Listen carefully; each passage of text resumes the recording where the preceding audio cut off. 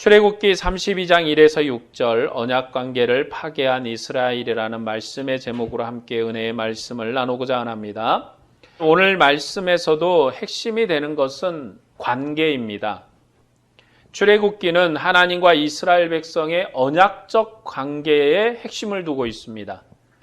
그래서 하나님은 이스라엘 백성의 하나님이시고 이스라엘 백성은 하나님의 백성된 이스라엘입니다. 그 관계가 출애굽기의 관계이고 또 그 관계는 율법의 관계이기도 합니다. 오늘 그 관계가 오늘 신약의 교회에게 주어진 은혜의 관계이기도 합니다. 그래서 우리 하나님은 이제 우리의 아버지시고 우리는 그분의 자녀로 사는 관계로 사는 것입니다. 그래서 오늘 본문의 말씀의 핵심 그리고 출애굽기 문맥의 핵심도 언약적인 관계라 할 수 있습니다. 오늘은 이스라엘 백성의 언약 파괴에 관한 말씀을 나누고자 합니다. 이스라엘 백성이 하나님을 배반한 것은 모세가 시내산에서 더디 내려왔기 때문입니다. 자신들을 인도하던 모세가 어떻게 되었는지 알 수 없어서 그들을 인도할 신을 만들어 달라고 요구했습니다. 시내산에 불과 같은 영광으로 강림하신 여호와께서 그들을 이집트 땅에서 인도하여 내셨는데 그 일을 모세가 했습니다. 그런데 이스라엘 백성들은 모세가 죽었다고 생각한 것입니다. 본문에서 직접적으로 죽었다는 말은 없지만 어찌 되었는지 알지 못한다는 것이 바로 죽음을 의미합니다. 어떻게 됐는지 알 수가 없다. 한마디로 다시 내려올 수 없는 상황이 된 것이 아닌가. 그것은 바로 죽지 않았는가라는 그러한 의미를 내포하는 것입니다. 그래서 그들을 인도할 다른 신을 구했습니다. 출애굽기의 문맥에서 보면 하나님이 피의 언약과 시내산의 언약 식사를 하시고 언약의 말씀을 기록해 주기 위해서 모세를 시내산으로 불렀습니다. 모세가 산에 있을 때 아론과 훌을 백성의 지도자로 세웠습니다. 하나님께서 모세와 40일 동안 시내산에서 함께 거하시면서 성막과 언약을 기록한 증거판을 주셨습니다. 이것이 31장까지의 내용입니다. 그런데 모세가 40일 동안 아무것도 먹지 않았다는 말씀은 한 번도 안 나옵니다. 32장 이후에는 40일 동안 물도 먹지 않고 아무것도 먹지 않았다고 하는 말씀이 나오지만 이 31장 이전까지는 그런 말씀이 나오지 않습니다. 단지 모세가 시내산 영광 가운데로 들어갔고 성막과 안식일과 돌판에 새긴 법을 받았다는 데 초점을 둡니다. 하나님께서 이스라엘 백성과 온전한 관계를 이루기 위해서 모세를 부르셨다는 것에 핵심을 두고 있습니다. 그러나 그 후에 이스라엘 백성과 하나님의 관계가 바로 오늘 본문에서 틀어집니다. 그 후에는 하나님께서 이스라엘 백성과 관계를 회복하기 위해서 모세가 고난과 역경으로 들어갔고 그 고난과 역경 속에서 하나님의 은혜를 받았음을 설명하는 것입니다. 백성들은 이 모세가 40일 동안 내려오지 않아서 그가 어떻게 됐는지 몰랐습니다. 그래서 이스라엘 백성들은 그가 죽은 것으로 생각했습니다. 본문 1절 말씀을 보겠습니다. 백성이 모세가 산에서 내려옴이 더딤을 보고 모여 백성이 아론에게 이르러 말하되 일어나라 우리를 위하여 우리를 인도할 신을 만들라. 이 모세 곧 우리를 애굽 땅에서 인도하여 낸 사람은 어찌 되었는지 알지 못함이니라. 백성의 요구는 자신들을 인도할 신을 만들어 달라는 것입니다. 왜냐하면 여호와께서 그들을 인도할 모세를 죽였다고 생각했기 때문입니다. 그래서 그들을 인도할 다른 신을 요구했습니다. 모세가 죽었기 때문에 자신들을 인도할 신을 만들어 달라는 것입니다. 왜냐하면 이스라엘 백성은 모세가 죽었다고 생각했고 모세를 죽인 이스라엘의 하나님 여호와를 섬길 수 없다고 생각한 것입니다. 이 요구가 이스라엘의 범죄인 것은 그들이 언약에 신실하지 못했기 때문입니다. 하나님 안에서 하나님이 약속하셨고 모세를 언약 가운데 부르셨는데 그 언약에 신실하지 못해서 하나님을 떠났습니다. 여호와 하나님께서 언약에 신실하셨지만 이스라엘은 언약에 신실하지 못했다는 것이 본문의 문제 제기점입니다. 그래서 본문은 출애굽기 문맥을 따라 언약의 문제로 우리가 이해하는 것입니다. 하나님이 피의 언약을 체결하셨고 시내산에서 70인 장로들과 먹고 마셨고 즐거워하셨습니다.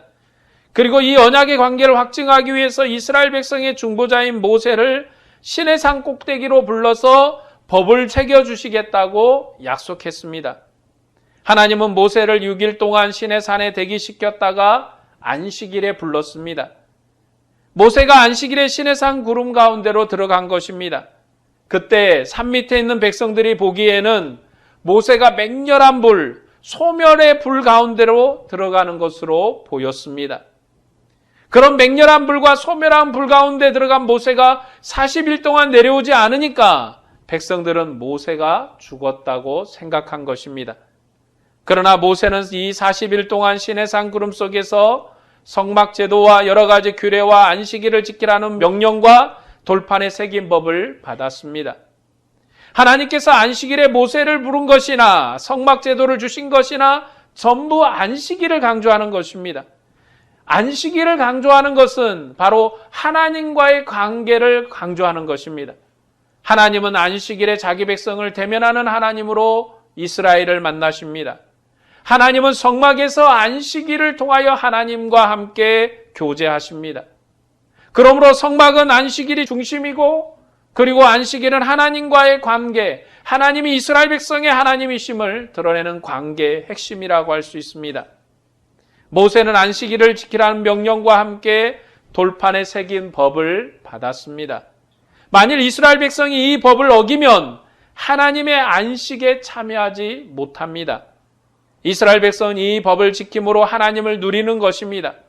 그러나 이 법을 아무리 잘 지켜도 여러분 이것이 구약의 한계인데 이 법을 아무리 잘 지켜도 빽빽한 구름으로 가리고 계신 하나님을 누리는 것입니다. 이게 구약과 신약의 차이점입니다. 우리는 아무리 하나님 앞에 못나게 정말 볼품없고 믿음도 없어 보여도 하나님과 얼굴을 직접 맞대어 대면하는 관계로 하나님을 섬깁니다. 그러나 이스라엘 백성은 아무리 율법을 잘 지켜도 성실하게 그것을 잘 지켜도 빽빽한 구름으로 휘장으로 가린 그 관계 속에서 하나님을 누리는 것입니다. 그들이 아무리 생명을 누려도 휘장 밖에서 누리는 것이고 아무리 영광을 누려도 40일 동안 굶는 영광입니다. 이것이 돌판에 새긴 법을 지키고 누리는 영광입니다. 그러나 교회는 그런 영광을 누리지 않습니다. 예수님께서 우리에게 말씀하신 것처럼 아들이 아버지로 말미암아 사는 것처럼 나를 먹는 자도 나로 말미암아 살리라고 말씀하셨습니다. 교회는 아들의 생명으로 하나님의 영광을 누리면서 사는 것입니다. 이것이 교회의 영광입니다. 주님은 육체로 이 땅에 오셨고 하늘과 땅의 모든 권세를 가지고 아버지 보좌에 앉아 계십니다. 하나님의 아들이 하나님 보좌에 앉은 이 영광이 우리가 누리는 영광입니다. 주님은 나는 너희에게 이른다고 명령하심으로 모세 율법을 완성하셨습니다. 새로운 언약과 새로운 명령을 주셨기 때문에 새로운 시대가 온 것입니다. 우리가 이 새로운 시대의 언약으로 하나님의 영광을 누리는 것입니다. 그래서 모세의 영광으로 살지 않는 것입니다. 그리스도의 영광이 바로 우리의 영광입니다. 이게 신약과 구약의 가장 큰 차이점입니다. 이스라엘 백성은 모세가 시내산에서 하나님의 영광을 본 그 영광이 그들이 누리는 영광입니다. 40일을 금식한 영광이고 40일 동안 구름 속에 갇혀있던 영광입니다. 그러나 주님은 우리에게 오셔서 말씀하셨습니다. 나를 본 자는 아버지를 보았다. 내가 바로 아버지의 영광이라고 말씀했습니다. 그렇기 때문에 예수님을 보는 자는 아버지를 보는 것입니다. 그 주님의 영광은 다른 게 아니라 우리 안에서 친밀하고 함께 교제하며 생명의 관계로 함께 사는 영광입니다. 자기 백성에 오셨고 자기 백성 중에 교제하시고 자기 백성 가운데 함께 하시는 영광으로 우리와 함께하는 게 그리스도의 영광입니다. 그러니까 우리가 구약을 읽으면서도 항상 구약의 한계, 구약의 연약함을 제가 항상 말씀드리는 것입니다. 왜냐하면 구약이 우리가 주님을 섬기는 온전한 법이 아니기 때문입니다. 구약의 율법이 완성되어서 구약의 율법이 완성되어서 새로운 시대가 열렸고 새 법이 왔고 새 언약이 왔으므로 우리는 새 법과 새로운 언약 안에서 하나님을 섬기고 하나님을 경배하는 백성, 그리스도 안에서 주님의 교회된 백성, 주님 안에서 하나님의 자녀된 백성으로 하나님을 섬기는 것입니다. 출애굽기에서 하나님은 시내산 불꽃 가운데 강림하셨고 이스라엘 백성과 친히 함께 거하시겠다고 약속하셨습니다. 그러므로 이스라엘 백성은 그들을 부르신 여호와 하나님께 믿음으로 응답해야 합니다. 그런데 하나님께 믿음으로 응답하지 못했습니다. 여호와의 맹렬한 불이 자신들을 인도한 모세를 죽였다고 생각했기 때문입니다. 모세를 40일 동안 기다렸지만 그는 내려오지 않았고 이스라엘은 믿음으로 응답하지 않았습니다. 모세의 죽음이 그들이 하나님과 함께하는 관계를 끊은 이유가 된 것입니다. 모세가 죽었다고 생각하니까 자신들을 인도할 신을 만들어 달라고 요구한 것입니다. 하나님을 신뢰할 수도 의지할 수도 없다는 것입니다. 이스라엘 백성이 가장 여기에 문제는 우상을 만들었다는 게 제일 문제가 되는 게 아니라 하나님을 신뢰하지 않았다는 게 문제입니다. 왜요? 모세를 죽였지 않습니까? 하나님이 모세를 시내산으로 불렀는데 그의 생명을 잘 보존해서 하나님의 은혜와 언약을 줘서 내려보냈다면 이스라엘은 다시 한번 감격했을 것입니다. 그러나 그 모세가 죽었다고 생각하는 그 순간 하나님에 대한 신뢰도 하나님에 대한 믿음도 그 모든 것도 깨져버렸다는 것입니다.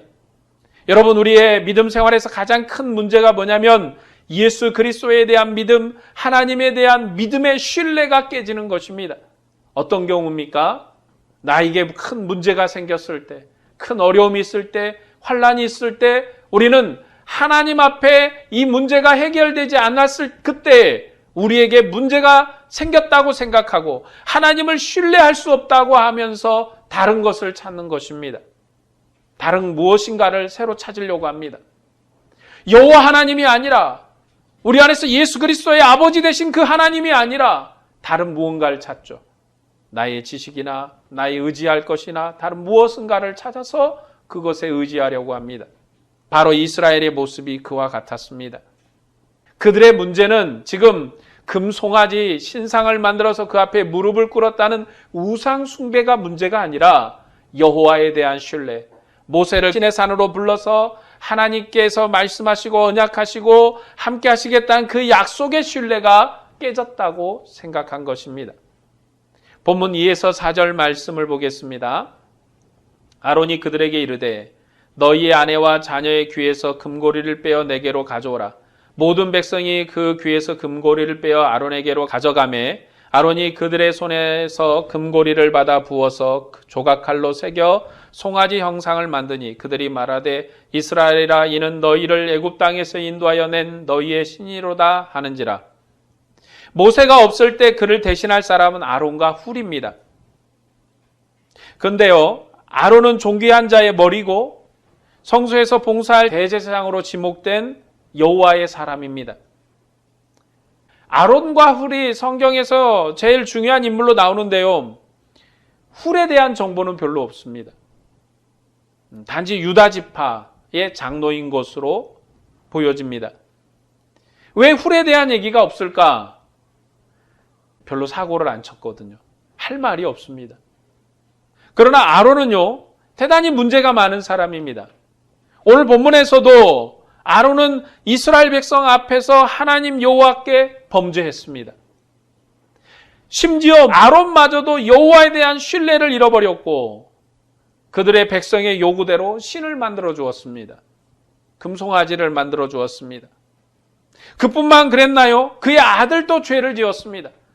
아들 둘이 여호와 앞에 다른 불을 들이다가 여호와 앞에 타서 죽었습니다. 이 아론은요, 참 하나님의 은혜로 사는 자인 것 같습니다. 우리가 그런 것 같아요. 제가 그런 것 같고 하나님의 은혜로 사는 것 같습니다. 맨날 사고치고 문제치고 사실 훌에 대해서는 하나님 여호와 하나님께서 별로 하는 말씀이 없습니다. 왜냐하면 큰 사고를 친 적이 없기 때문에. 훌은 유다 지파이고 그리고 아무런 죄도 없습니다. 아론의 아들들은 하나님께 범죄해서 다른 불을 들이다가 죽었습니다. 그러나 유다 지파의 후손 다윗 왕은 승리의 왕으로 하나님께 봉사했습니다.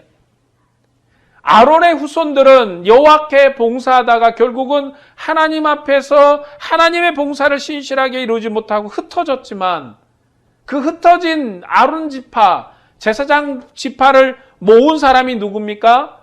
다윗입니다. 그들은 각자 자기 곳으로 흩어져서 살아버렸습니다.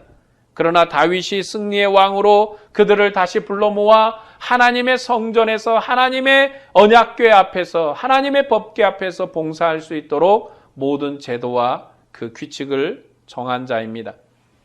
아론은 백성의 요구에 금고리로 송아지 형상을 만들었습니다.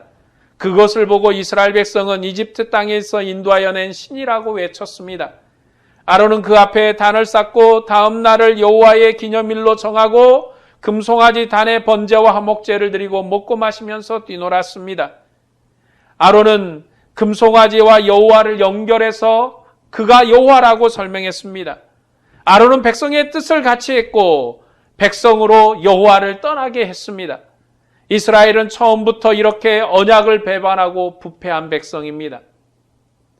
이스라엘이 믿음을 잘 지키고 살다가 부패한 게 아니라 처음부터 부패했다는 게 그들의 본질입니다. 그것이 구약의 한계이고 연약함이라는 것을 계속해서 지적합니다. 그들은 여호와의 명하신 길을 속히 떠나 우상을 숭배했습니다. 이스라엘은 그들 중에 강림하시고 함께 하시는 여호와를 신뢰하지 않고 부패했습니다. 그러나 여호와의 신실하심과 그가 세우신 중보자의 신실함으로 여호와 하나님은 자기 백성과 함께 했습니다. 여호와께서 그들과 함께 하셨다는 것이 언약의 보증이며 구원입니다. 이스라엘 백성은 자신들을 인도할 다른 지도자를 찾은 것이 아닙니다. 그들은 다른 신을 찾았습니다. 지금 우리를 인도할 다른 사람을 대체해달라고 요구한 게 아닙니다. 다른 신을 달라는 거죠. 모세가 소멸하는 불가 가운데 들어갔는데 그 소멸한 불에서 여호와 하나님께서 그를 죽여버렸다고 생각했기 때문에 모세가 죽었다고 생각했기 때문에 여호와 하나님을 신뢰할 수 없어서 아론에게 요구하기를 다른 신을 만들어 달라는 것입니다. 다른 신을 요구했습니다. 이게 오늘 본문의 핵심이라고 여러 번 말씀드리고 있습니다. 이것이 바로 이스라엘의 믿음이고 이스라엘의 연약함이고 구약의 한계입니다. 이것이 바로 오늘 문제의 핵심되는 것입니다. 그래서 아론은 백성의 금고리를 녹여서 금송아지를 만들었습니다. 그런데 모세가 나중에 이스라엘 백성을 심판할 때 보면요, 금송아지를 불에 태우고 갈아서 물에 던져버렸습니다.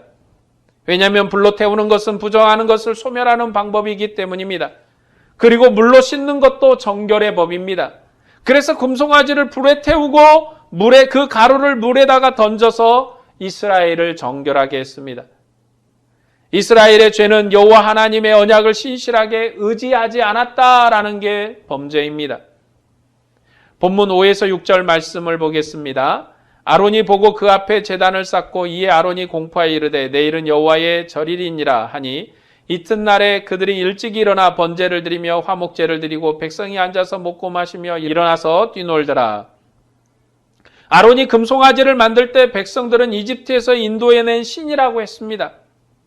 그 말이 아론이 장단을 마쳤어 내일은 여호와의 절일이니 즐기자고 했습니다. 백성들은 금송아지 단에서 번제와 화목제를 드리고 먹고 마시면서 뛰놀았습니다. 그때 하나님이 이스라엘 백성을 죽이려고 했습니다. 오늘 이제 후에 나오는 내용인데 하나님이 이스라엘 백성이 타락했다고 모세에게 말씀했습니다. 그리고 그들을 다 쓸어버리고 너로 말미암아 새로운 민족을 일으키겠다고 했습니다. 하나님은 이스라엘의 부패에 대해서 그들을 죽이려고 했습니다. 그때 모세가 차라리 자신의 이름을 여호와의 생명책에서 제하여 달라고 결사 반대했기 때문에 참으셨습니다.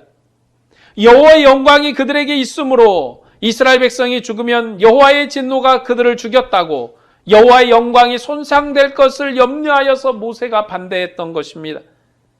하나님은 소멸하는 분이시기 때문에 죄인은 하나님을 감당할 수 없습니다. 하나님은 죄인을 태우시는 분이십니다. 그것이 여호와의 거룩입니다. 여러분, 여호와의 거룩은 우리가 생각하는 것처럼 윤리적으로 도덕적으로 깨끗하다 이것의 거룩이 아니라 죄인을 용서하지 못하고 죄인을 받아들이지 못하는 게 여호와의 거룩입니다. 하나님을 대항하는 자, 하나님을 거절하는 자를 결단코 용서치 않는 게 여호와의 거룩입니다. 그래서 주님께서 마지막에 재림하실 때 불과 같은 심판이 이 땅에 임하리라고 말하는 그것은 불은 바로 아까도 얘기했듯이 성결하게 하는 법, 성결의 법입니다. 여호와를 의지하지 않고 하나님을 의지하지 않는 이 땅을 모두 다 태워버리겠다는 것은, 소각해버리겠다는 것은 그것이 끝이 아니라 이제는 여호와의 백성으로, 여호와를 섬기는 백성으로, 그리스도 안에서 하나님의 자녀된 백성을 다시금 이 불로 태운 세상에서 새롭게 일으키시겠다는 것입니다. 왜냐하면 하나님은 죄인과 함께 거하지 않으시는 하나님이시기 때문에 그렇습니다. 하나님은 죄인과 함께하지 않은 거룩한 분이십니다. 그러나 모세는 조상들의 약속과 자신의 생명을 걸고 여호와께 호소했습니다. 하나님의 대리자인 모세가 호소했기 때문에 이스라엘을 죽이지 않은 것입니다. 그렇게 이스라엘을 죽이지 않고 생명을 주신 것이 하나님의 신실함이고 하나님의 은혜이며 중보자의 신실함입니다. 여러분, 율법이 가장 핵심이 뭡니까? 정결입니다. 하나님 앞에 나오려면 정결하라는 겁니다. 지금 이스라엘 백성이 율법을 주신 것은 하나님의 집에 들어와서 하나님을 섬기는 백성이 죄인된 백성으로 들어와서 섬기는 게 아니라 하나님이 명하신 정결로 정결하게 돼서 죄 없는 자로 들어와서 하나님을 섬기는 백성으로 사는 것입니다. 화목제, 속건제 다 뭐와 관련됩니까? 자신의 죄를 정결하게 하는 것과 관련되는 것입니다. 결단코 여호와 앞에, 하나님 앞에는 죄인된 자가 들어올 수 없기 때문에 그렇게라도 성결하게 하셔서 들어오게 하셨던 것입니다.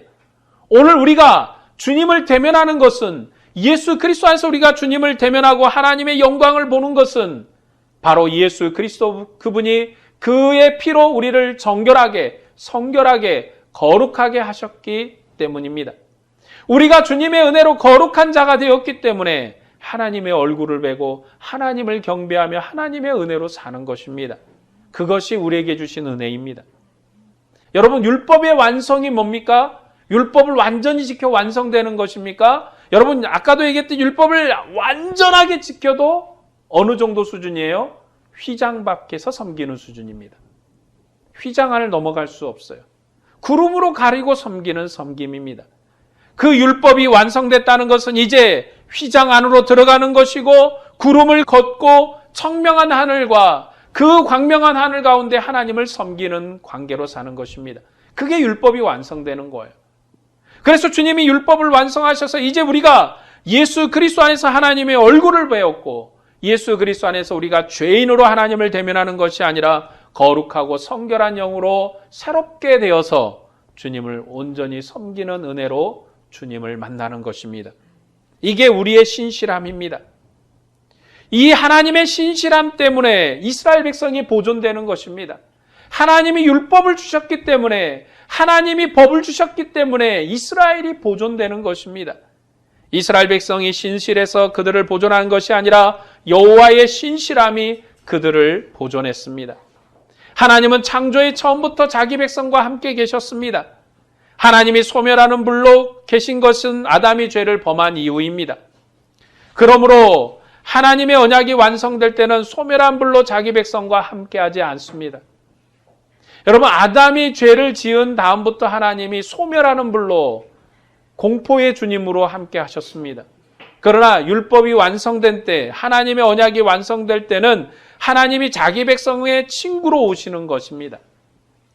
자기 백성의 친구로 오셔서 친구로 역사하는 것이에요. 그래서 예수님께서 혈과 육을 입고 다윗의 후손으로 오셨습니다. 주님은 죽음을 이기셨고 부활하셔서 하나님 보좌 우편에 우리와 같은 사람으로 거기에 계십니다. 예수 그리스도께서 하나님의 보좌에 우리와 같은 사람으로 있다는 게 무슨 의미입니까? 바로 이분이 우리와 같은 모양으로 우리의 친구로 거기에 있다는 것입니다. 예수님이 우리의 친구라는 것은 우리와 같은 형상으로 하나된 모습으로 오신 그 친구라는 것입니다. 우리와 같은 혈을 입으셨습니다. 육체를 입으셨습니다. 우리와 같은 모양을 입으셨습니다. 그렇게 오셔서 지금 하나님의 보좌 우편에 앉아 계십니다. 그분은 생명을 완성하신 분이십니다. 아담의 범죄를 완성해서 완전한 생명을 자기 백성에게 주셨습니다. 주님이 자기 백성을 사랑하셨기 때문에 우리 죄에도 불구하고 완전한 생명을 선물하신 것입니다. 모세는 시내산에서 40일 동안 하나님의 영광을 받고 그분과 함께 했습니다. 하나님은 그 관계를 이스라엘 백성이 대대로 누리게 하시려고 성막을 주셨습니다. 하나님은 자기 백성을 죽이시는 분이 아니라 그들과 함께 거하시는 분이십니다. 그래서 이스라엘 백성으로 휘장 밖에서 먹게 하신 것입니다. 하나님께서 죄인 중에 거하셔서도 그는 거룩하신 분이십니다. 그래서 누구든지 가까이 갔다는 죽는 것입니다. 그것이 구약의 거룩함입니다. 그러나 여호와 하나님은 자기 백성과 가까이 계시려고 오셨습니다. 그리고 자기 백성과 가까이 계신 그 거룩함을 그의 아들을 통해서 완성하셨습니다. 하나님의 신실하심이 그의 아들을 통해서 완성된 것입니다. 이제 교회는 그 영광의 빛, 아들의 영광의 빛 가운데 있습니다. 이 시대는 옛 질서로 하나님을 뵙지 않습니다. 우리는 예수 그리스도의 영광으로 아버지를 뵙습니다. 주님은 영광스러운 분이시지만 자기 백성의 친구가 되셨습니다. 그는 사람의 몸을 입고 이스라엘 중에 오셨습니다. 그리고 우리와 같은 사람으로 부활하셔서 영광의 보좌 우편에 앉으셨습니다. 육체를 입고 자기 백성에 오신 주님은 영원히 자기 백성과 함께 하시는 우리의 친구 되신 거룩한 하나님이십니다. 여러분, 오늘 본문의 핵심은 하나님과 함께하는 관계입니다. 출애굽기에서 언약도 성막도 안식일도 돌판에 새긴 법도 하나님께서 자기 백성과 함께하려는 관계로 주신 것입니다. 하나님이 자기 백성과 함께하려고 주신 것입니다. 하나님은 이스라엘 백성의 왕이시고 이스라엘 백성은 하나님의 백성으로 사는 관계로 언약을 받았습니다.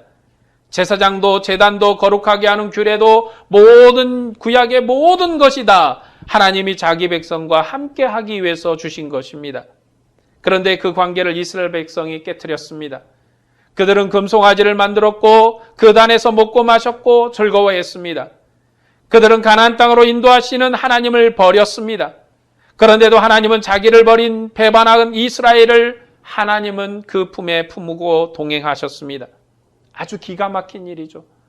자신을 버린 자들을 품었습니다. 이전에 아담은 쫓아버렸습니다. 에덴 동산에서 쫓아냈고 그리고 그와 관계를 끊었고 가끔 찾아가긴 했지만 온전한 관계는 아니었습니다. 그런데 이제 하나님은 범죄한 자기 백성도 끌어안습니다. 아브라함의 후손이요.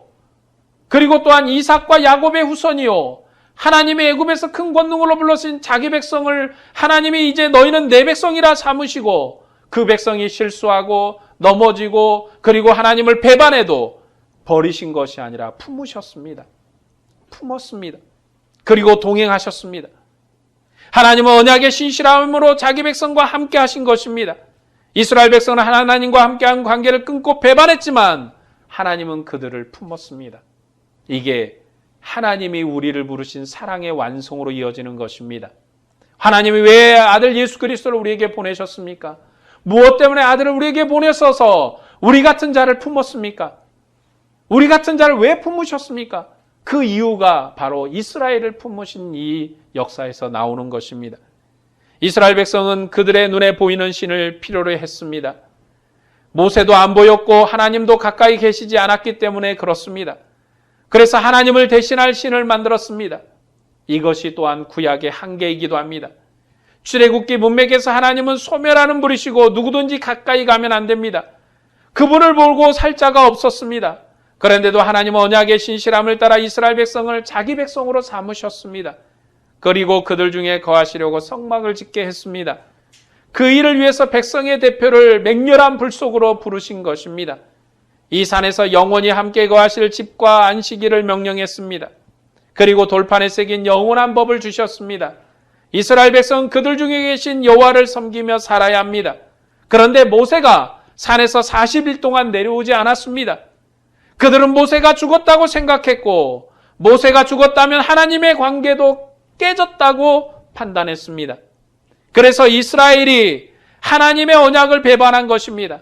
하나님과의 언약 관계를 신뢰하지 않았다는 것이 바로 이스라엘의 죄입니다. 하나님은 창조의 처음부터 사람과 함께 계셨던 분이십니다.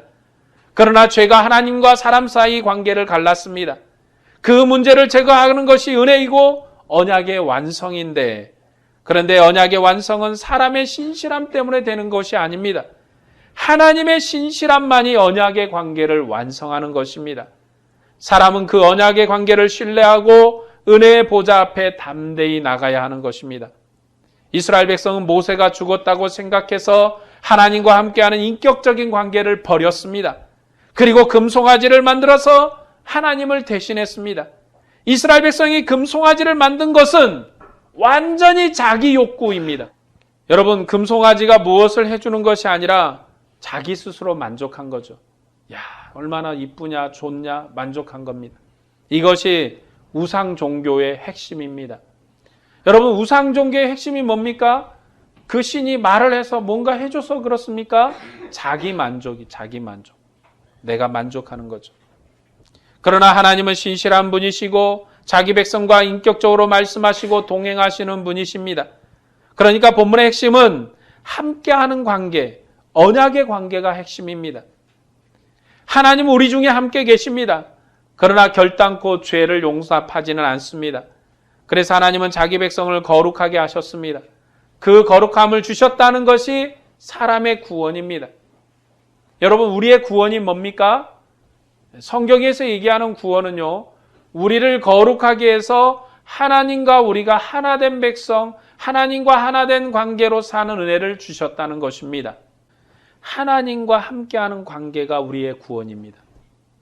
하나님이 내 안에, 내가 하나님 안에 있는 게 우리의 구원이에요.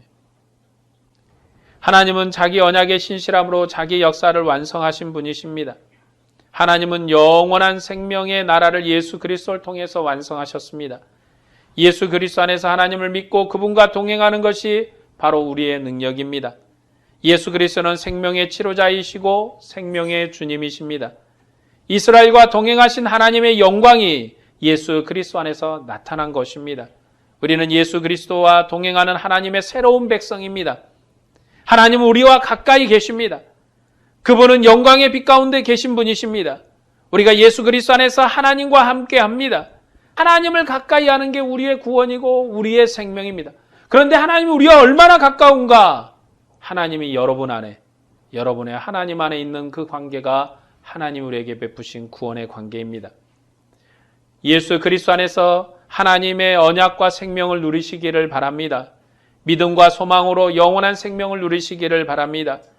예수 그리스도 안에서 하나님과 동행하는 영광으로 사시기를 바랍니다. 모든 삶, 모든 호흡을 주님과 함께하기를 원하는 여러분에게 주님의 은혜와 평강이 충만하기를 축원합니다. 기도하겠습니다.